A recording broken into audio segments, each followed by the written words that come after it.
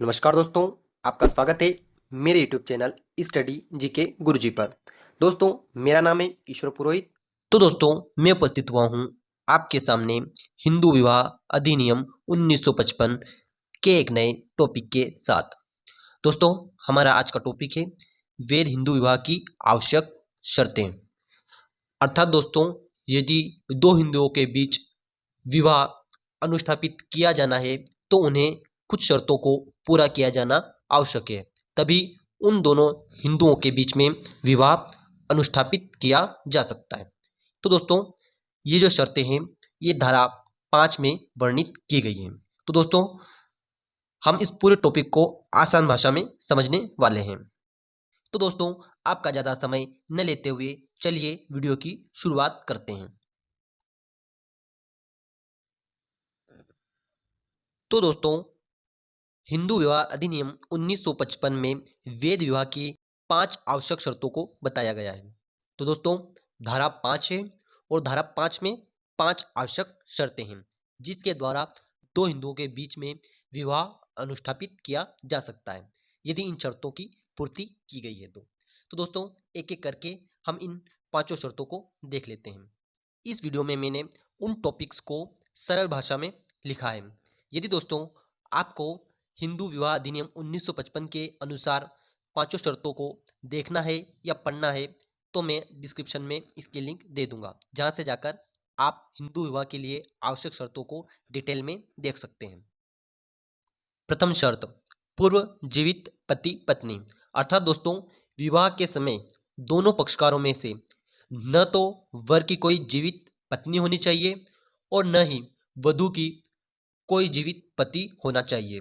यदि दोस्तों पूर्व जीवित पति या पत्नी है तो वे पक्षकार विवाह के योग्य नहीं है और उनका विवाह अवैध माना जाएगा।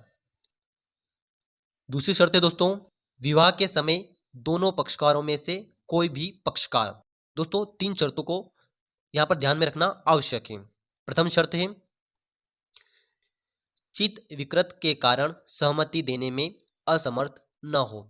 अर्थात दोस्तों, यदि दोनों पक्षकारों में से कोई भी पक्षकार चित्त विकृत के परिणाम स्वरूप विधिमान्य सहमति देने में असमर्थ है तो दोस्तों वहां पर दो हिंदुओं के बीच में विवाह को अनुष्ठापित नहीं किया जा सकता है। दूसरे बिंदु की दूसरी शर्त है दोस्तों, विवाह या संतानोत्पत्ति के लिए अयोग्य न हो। दोनों पक्षकारों में से कोई भी पक्षकार विवाह के समय विधिमान्य सहमति देने में असमर्थ हैं, फिर भी दोस्तों उनमें इस हद तक मानसिक विकार से वे पीड़ित नहीं होने चाहिए कि वे विवाह और संतान उत्पत्ति के लिए पूर्ण रूप से अयोग्य हो। यदि दोस्तों वे विवाह या संतानोत्पत्ति के लिए पूर्ण रूप से अयोग्य हैं तो वे हिंदू वेद विवाह की आवश्यक शर्तों की पूर्ति न करने के कारण उनके बीच में विवाह अनुष्ठापित नहीं किया जा सकता है। अगला बिंदु दोस्तों, उन्मत्तता का दौरा न पड़ता हो। तो दोस्तों, यदि दोनों पक्षकारों में से किसी भी पक्षकार को विवाह के समय उन्मत्तता अर्थात मिर्गी का बार बार दौरा पड़ता हो तो दोस्तों वे भी विवाह नहीं कर सकते हैं एवं उनका विवाह अवैध विवाह माना जाएगा। हिंदू वेद विवाह की आवश्यक शर्तों का तीसरा बिंदु, आयु। अर्थात दोस्तों, विवाह के समय वर ने 21 वर्ष की आयु को प्राप्त कर लिया हो और वधू ने 18 वर्ष की आयु पूरी कर ली हो तो दोस्तों दोनों हिंदुओं के बीच में विवाह अनुष्ठापित किया जा सकता है। आयु के संबंध में संशोधन हुआ है तो उसे भी आप देख लीजिएगा। यहाँ पर विवाह की आयु को बढ़ा दिया गया है।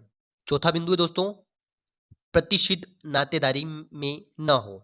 अर्थात दोस्तों, यदि दोनों पक्षकारों में ऐसी रूढ़ी या प्रथा नहीं है जिसके अंतर्गत वे प्रतिष्ठित नातेदारी की डिग्रियों के भीतर विवाह कर सकते हैं तो दोस्तों उनके बीच किया गया विवाह अवैध माना जाएगा, वह वैध विवाह की श्रेणी में नहीं आएगा। प्रतिष्ठित नातेदारी का अर्थ यह होता है कि दोनों पक्षकारों में कोई ऐसा संबंध नहीं होना चाहिए जिसमें हिंदुओं के बीच में विवाह करने की अनुमति न हो। अर्थात दोस्तों रक्त संबंध नहीं होना चाहिए दत्तक संबंध नहीं होना चाहिए। इस प्रकार दोस्तों प्रतिष्ठित नातेदारी के अंतर्गत दोनों पक्षकारों के बीच में विवाह अनुष्ठापित नहीं किया जा सकता है, यदि उन दोनों पक्षकारों के वहां पर प्रचलित रूढ़ि या प्रथा अनुमति नहीं देती है तो दोस्तों पांचवें बिंदु के अनुसार यदि दोनों पक्षकार सपिंड हैं और उनके वहां पर प्रचलित रूढ़ि या प्रथा ऐसे सपिंड नातेदारी में विवाह करने की अनुमति प्रदान नहीं करती है या उन दोनों के बीच ऐसी रूढ़ि या प्रथा के अनुसार विवाह को अनुज्ञात न हो तो वे विवाह नहीं कर सकते हैं। तो आशा करता हूं दोस्तों आपको आज का टॉपिक अच्छे से समझ में आ गया होगा। यदि दोस्तों अभी भी आपको कुछ डाउट है या कुछ सुझाव है तो आप कमेंट में बता सकते हैं। दोस्तों यदि वीडियो अच्छा लगा हो तो वीडियो को लाइक करें, कमेंट करें और वीडियो को अधिक से अधिक शेयर करें। ऐसे ही वीडियो देखने के लिए मेरे चैनल को सब्सक्राइब करें और बेल आइकन प्रेस करें, जिससे नई वीडियो आप तक पहुंचते रहें। धन्यवाद दोस्तों, मिलते हैं नई वीडियो में, तब तक जय हिंद, जय भारत, टेक केयर।